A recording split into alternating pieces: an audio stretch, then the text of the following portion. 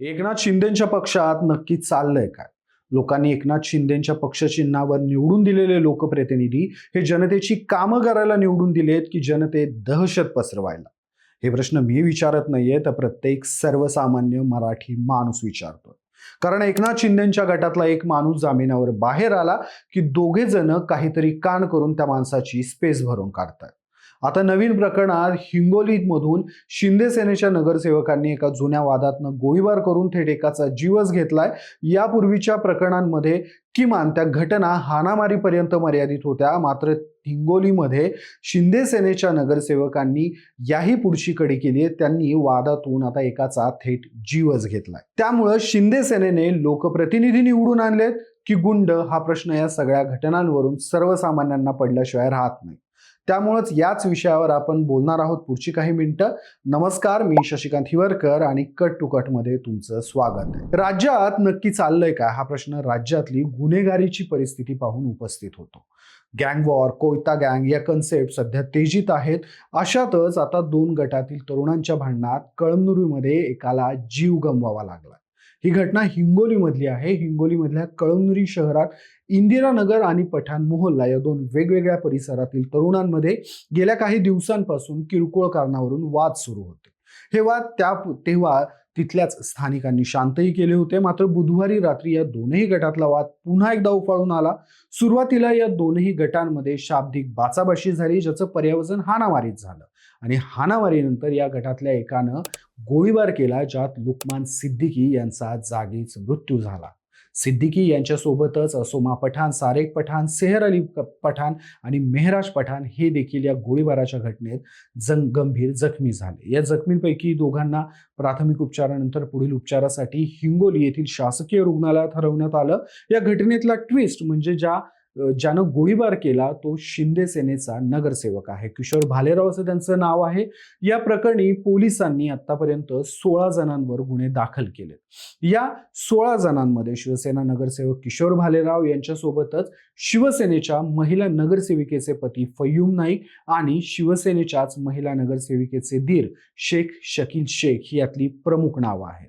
ही घटना हिंगोलीमध्ये घडली आहे. हिंगोलीमध्ये या घटनेनंतर एक मोठी खळबळ माजली होती. कळमनुरीमध्ये जिथे ही घटना घडली तिथं पोलिसांनी स्थानिकांचा रोष आवाक्यात आणण्यासाठी मोठ्या प्रमाणात बंदोबस्त पुरवला होता. वातावरण शांत करण्यासाठी पोलिसांनी पुरेपूर प्रयत्न केले. मात्र या प्रकरणानं हिंगोलीमधली जी काही पोलीस व्यवस्था आहे त्याचं भय सर्वसामान्यांना राहिलंय की नाही हा प्रश्न उपस्थित होतो.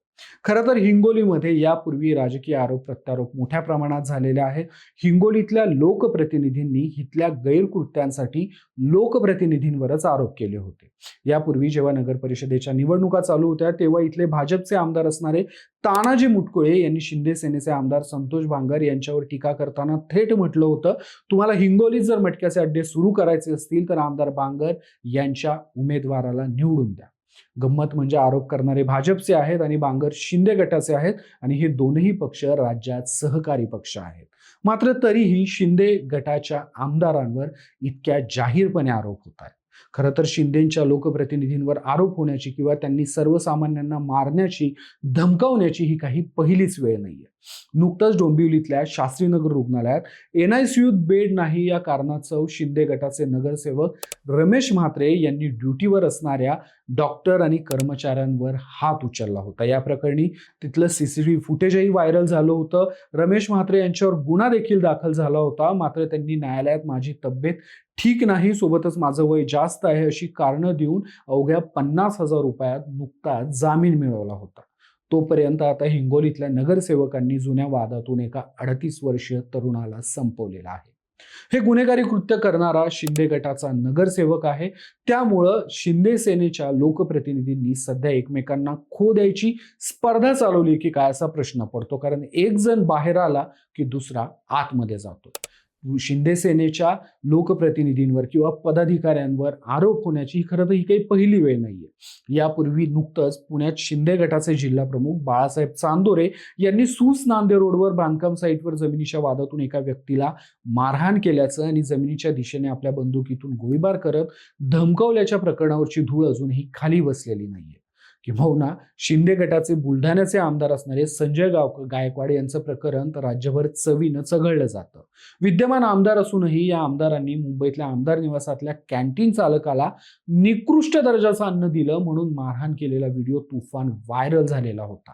या व्हिडिओमध्ये संजय गायकवाड हे बनियान आणि टॉवेल वर गुंडाळलेल्या अवस्थेत असताना कॅन्टीनमध्ये जाऊन कॅन्टीन चालकाला मारहाण करत होते. खरं तर संजय गायकवाड आणि वाद यांचंही जवळचं नातं आहे. जानेवारी 2025 मध्ये बुलढाण्यातल्या जयपूर गावात एका कार्यक्रमात संजय गायकवाड यांनी मतदारांवर टीका करताना अतिशय आक्षेपार्ह भाषा वापरली होती. मतदारांना दारू, मटण आणि 2000 विकले गेले असं म्हणत त्यांनी आणखीनही काही शेलक्या शब्दातल्या टीका मतदारांवर केल्या होत्या. यावरून शिंदे सेनेच्या लोकप्रतिनिधींची सर्वसामान्यांकडे बघण्याची दृष्टी स्पष्ट होते. बरं, हे झालं शिंदे सेनेच्या नेत्यांनी सर्वसामान्य नागरिकांना लक्ष केल्याची उदाहरणं. पण शिंदे सेनेकडून सर्वसामान्यांवर होणारी दादागिरी एवढ्यापुरतंच हे प्रकरण मर्यादित नाहीये. याच महिन्यात नुकतंच शिंदे गटातल्या गटातच म्हणजे 2 शिंदे सैनिकांमध्येच फ्रीस्टाईल हाणामारी झाली. मुंबईच्या घाटकोपर पूर्व व मध्ये वॉर्ड क्रमांक 125 चे नगरसेवक आणि विभाग प्रमुख सुरेश आवळे आणि तिथलेच विधानसभा प्रमुख यशवंत मोरे यांच्यामध्ये तुफान हाणामारी झाली होती. जवळ लावलेल्या सीसीटीव्ही कॅमेऱ्यामध्ये त्यांची ही कुस्ती कैद झाली. सुरेश आवळेंच्या कार्यालयाजवळ घटना ही घडली होती. हे दोनही नेते एकाच गटाचे आहेत, मात्र तरीही ते एकमेकांसोबत हाणामारी करत होते. बरं, हे झालं आतापर्यंत शिंदे सेनेतल्या नगरसेवक, आमदार अशा पदांवर असणाऱ्या लोकांनी केलेलं कांड. पण खुद्द एकनाथ शिंदे यांनी देखील काही कालावधीपूर्वी पुण्यातील कुख्यात गुंड निलेश घायवळची भेट घेतली होती. या भेटीचे फोटो सोशल मीडियावर तुफान व्हायरल झालेले. या प्रकरणात मोठी टीकाही झालेली. या व्हायरल फोटोनंतर त्यावेळी उद्धव ठाकरे गटाचे शरद कोळी यांनी एकनाथ शिंदेंवर सडकून टीका केलेली. ते म्हणाले होते, एकनाथ शिंदे हे 24च्या निवडणुकीसाठी गुंडांची जमवाजमव करतायत. दिवसाढवळ्या त्यांनी पुढच्या निवडणुकीची त्यांना स्वप्न पडतायत. मतदारांना धमकवण्यासाठी आणि दहशत निर्माण करण्यासाठी ते हौशे, नवशे, गौशे असे सगळ्यांना गोळा करतायत आणि त्यात नवल काहीच नाहीये, कारण हे त्यांच्या पाचवीला पुजलेलं काम आहे. थोडक्यात काय तर एकनाथ शिंदे गटातले असे अनेक किस्से आहेत ज्यातून सर्वसामान्य नागरिकांना प्रश्न पडतो की त्यांनी लोकप्रतिनिधी निवडून दिलेत किंवा शिंदेंनी विविध पदांवर नेत्यांना नियुक्त केलेलं आहे की गुंडांना. कारण लोकप्रतिनिधी सर्वसामान्यांना समाजात सुरक्षित वावरताना कोणती भीती वाटू नये, असुरक्षित वाटू नये असं सुरक्षित एन्व्हायरमेंट तयार करण्यासाठी त्यांनी काम करणं अभिप्रेत असतं. लोकप्रतिनिधींनी पॉलिसी मेकर म्हणून काम करणं गरजेचं असतं. मात्र असं असताना शिंदे गटातले नेते मात्र आम्हाला निवडून दिलं म्हणजे आम्ही आम्हाला हवं ते करायला मुक्त्यार आहोत या गैरसमजात असल्याचं दिसून येतं. तुर्तास इथेच थांबूयात. मात्र या सगळ्या घटनाक्रमांबद्दल तुमची मतं काय आहेत? तुम्हाला काय वाटतं? एकनाथ शिंदेनी त्यांच्या नेत्यांना त्यांच्या पक्षाच्या चिन्हावर निवडून आलेल्या लोकप्रतिनिधींना किमान आता तरी समज द्यायला हवी, आवर घालायला हवा का? एकनाथ शिंदेनी या लोकप्रतिनिधींना तुम्हाला लोकांनी का निवडून दिले याची जाणीव करून द्यायला हवी का? तुमची मतं मला कमेंट्समध्ये आवर्जून सांगा. हा व्हिडिओ तुम्हाला आवडला असेल तर व्हिडिओला लाईक करा, शेअर करा आणि अशाच राजकीय घडामोडी जाणून घेण्यासाठी कट टू कटला सबस्क्राईब करायला विसरू नका. धन्यवाद.